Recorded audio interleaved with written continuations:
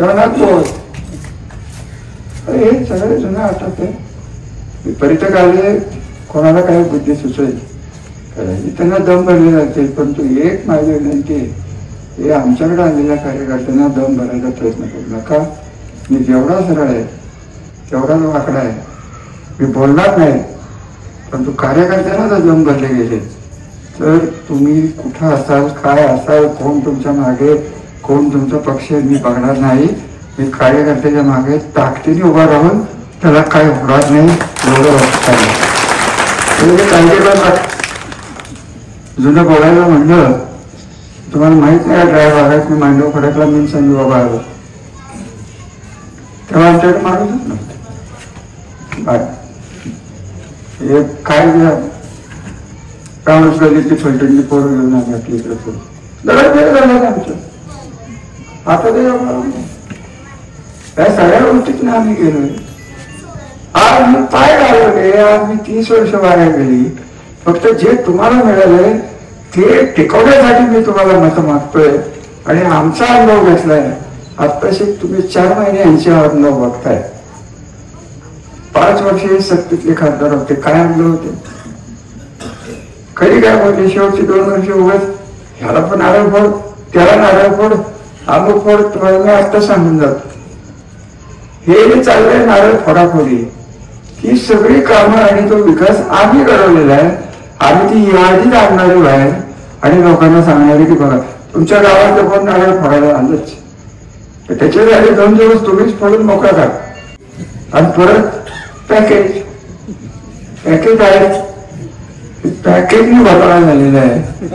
आणि पॅकेजची संस्कृती आपल्याला घालवायला लागणारी. पॅकेज ही भांडवल आहे ना, ही दीपकराव आपल्याला परवडणार नाही. आता तुमच्याकडे ग्रामपंचायतीत कुठं आणणार पॅकेज? आणायचे पॅकेज वापरू शकतो वेगळं. उगाच तुम्ही आपलं व्यवहार करा, तुमच्या स्वभावात नाही. मी आपलं पिढीला बोलतो, त्यांनाच सांगायला लागणार आहे ना. तिथून आणले, जिथून आणायचं तिथनं घ्या.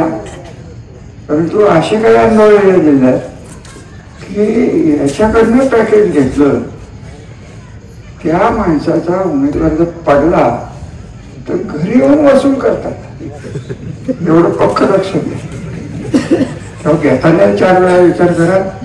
आपलं मागच्या दाराने घ्या, तुमच्या दाराने घ्या. कुठेतरी चिटवा येतील, गावातले कोणतरी दाखवतील, इकडे 4 म्हणतात दे 400, इकडे 10 म्हणते दे 1000. हे 1000 विधान काय पडवून नाही. काय पाहिजे इलेक्शन तर लागलं का नाही लागलं, तुमच्याकडे लागली की नाही माहित नाही. हे सगळं डोळ्यासमोर ठेवा की ही संस्कृती आणली कोणी. त्या 2 वर्षात 4 वर्षातच हे सगळं सुरू झालं. आणि आपण लोकांच्यावर राज्यात पोचलोय.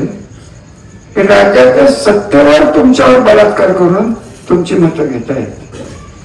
हे फार मोठा फरक मला आज सांगून जाणार आहे की मी गप्प बसणार नाही. मी बाहेर पडलोय असं दीपकराव म्हणले, हे खरं. किती त्रास झाला तरी केलेल्या कामाला बट्टा लागून मी देणार नाही. त्यांनी काय केलंय ते पुढचं सांगणार होते. आमचं काय म्हणणं नाही, शुभेच्छा चांगलं करा, फक्त आपलंच करू नका. आणि काय केलं 25 वर्ष हे डेअरी काढली, एक करता ना काढला, संपलं. तुम्हाला काय मिळवलं सांगता का? बोलू बघताय का? काय चव घ्यायची, चव घ्यायची आहे का? घेऊन बघा. त्याच्यावर केसेस, ह्याच्यावर केसेस. सध्या माझा वेळ फलटण मध्ये असलो तर सकाळी 10-11 पासून दुपारी 3 पर्यंत आणि संध्याकाळी 6 ते 9 पर्यंत फक्त केसेस. पोलीस, वकील, तुम्ही काळजी करू नका, सगळे माझी ओळखीचे. काय काय होत नाही हो, तुम्ही पेरू नका. तुम्ही घाबरला ना की माझे हात पिवळे पडते. तुम्ही जोपर्यंत मागे आहात तोपर्यंत हे थांबवल्याशिवाय मी राहणार नाही. सुख समृद्धीचे दिवस आले असताना ही काळी अवदशा कशी काय इथं आली आहे हे तुम्हालाच माहिती. कोणी काय केलं, कोणी काय केलं, आता मी काय त्याच्यावर जास्त बोलणार. कार्यकर्त्यांनी कसून बाहेर पडायला पाहिजे, लोकांना समजावून सांगायला पाहिजे की हे चुकीचं चाललंय. आज आपल्याला जो त्रास होणार आहे आज त्याचाच होणार आहे. बाकीचं काही होऊ शकत नाही. आणि तुम्हाला एक शेवटचं वाक्य माझं लक्षात ठेवा की तुमच्याकडं तुम्ही मत द्या नाही तर देऊ नका. आमचं घर जोपर्यंत ह्या तालुक्याचं आणि जिल्ह्यात राजकारणात आहे तेव्हा लोकांच्याकडे बघताना आम्ही मताचे गठ्ठे म्हणून तुमच्याकडे बघणार नाही, विकत घेण्याचा आम्ही प्रयत्न करणार नाही. आणि त्यासाठी म्हणून जे आपले परत एकदा आभार. आपण एवढ्या मोठ्या संख्येने झालात आणि मीही वेळेवर आलो ते फार महत्वाचं आहे. आपल्या परिसरातून ताज्या आणि महत्त्वाच्या बातम्या पाहण्यासाठी स्थैर्य न्यूज चॅनलला YouTube वर सबस्क्राईब करा आणि बेल आयकॉन प्रेस करा.